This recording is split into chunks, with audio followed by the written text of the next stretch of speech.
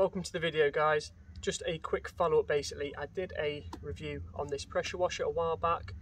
Still very happy with it a year on, but in the comments I've had a few people asking me how I connect it to the tap, so I just wanted to do a quick video now to show you what I do. So the very basic you're going to need is a tap adapter. As you can see, this one's just plastic, so they're nice and cheap. You can buy brass ones which will last you a bit longer, cost you a little bit more, so it's up to you what you want to go with. As you can see, that screws directly onto the end of the tap, and then it's got a bit of water in it, but a short piece of hose pipe and two hose pipe adapters. These are very easy to fit, so it will come when you get it. It will look something like this in the packet. Okay, so all you do is unscrew the end, and you put that on the pipe first, as you can see there. Then you push this end. It's got all these like kind of little teeth. Your pipe has to go inside of them, not on the outside, so don't think you're not doing it right. You have to push that in as far as you can. As you can see there, it's kind of like clamped in place. And what happens now, when you push this on and screw it, they really like clamp into place, and that's what keeps it secure. So you want one of them on either end. One goes on your tap, and then the other end goes on to your pressure washer until you hear it click, and they are secure now. To take them off, just pull down and again pull away, and that's as easy as it is. So I'll show you it up and running. So get them both back on. I'm already connected to power, but I've not turned this on yet. You always want to make sure you've got water coming through first. So I'm going to turn it on. Make sure it's filling up with water. I can even see it coming around in this hose that's started moving a little bit. What I'm going to do now is turn the actual pressure washer itself on.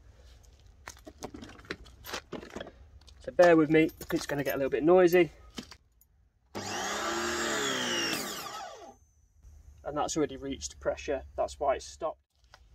So when we use it now, there's pressure sat in this, as you can see.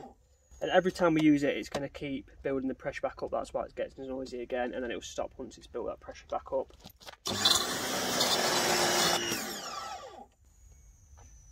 And it's that simple.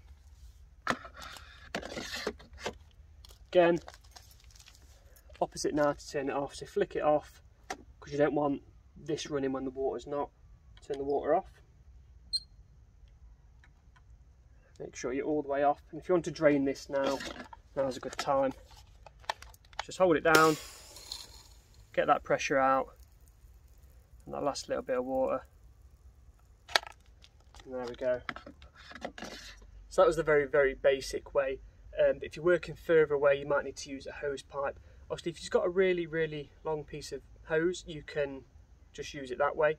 But if you need it to attach to a reel, what you're going to need is another little piece of pipe like this one.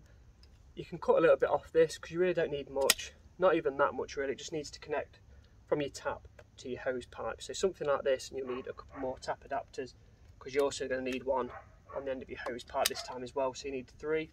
So we go on to your tap, again the same, but this time instead of going into the pressure washer, we go into the hose pipe, into the side of there to test it's all linked up right.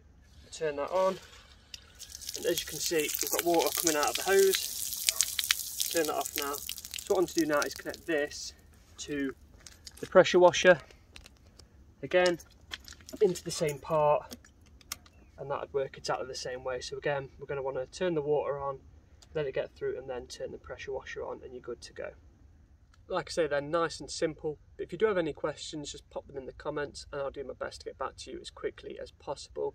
What I'm also going to do is pop a link in the description with some adapters, but you might want to have a little shop around yourself and see if you can find them cheaper elsewhere. So I hope you found this helpful, and I'll catch you next time.